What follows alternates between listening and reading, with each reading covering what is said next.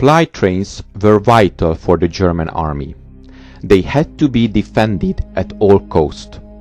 The normal AA gun for defense of trains was the 20 mm Flak 38.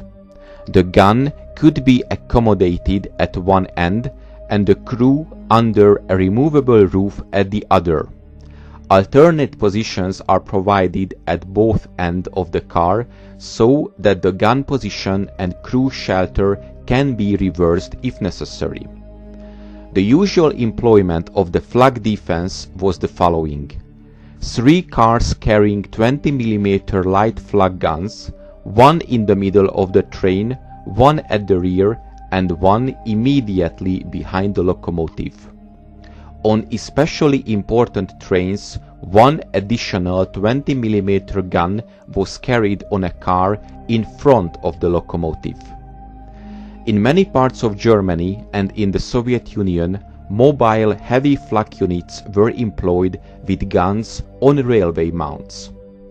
These units moved from place to place in special trains with their own living and kitchen accommodations.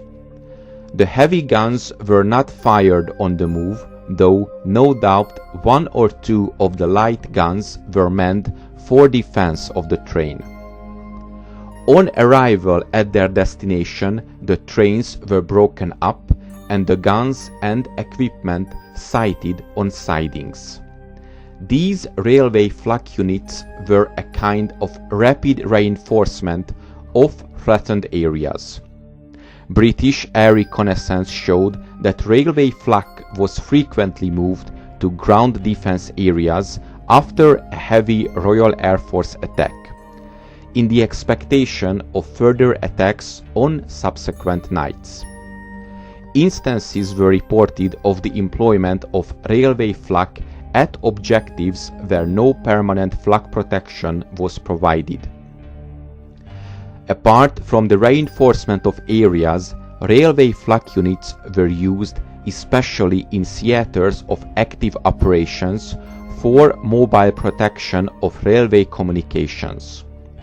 For this purpose, light guns are apparently considered of most value, since stations, junctions, loading bays are particularly vulnerable to flow-flying attack. Railway flak units were organized into regiments, battalions, and batteries. It is believed that the regimental organization forms a pool from which units may be drawn as the necessity arises, either for mobile defense or for train protection. The unit most frequently used was the battery, which in mobile defense probably moves and operates as a unit.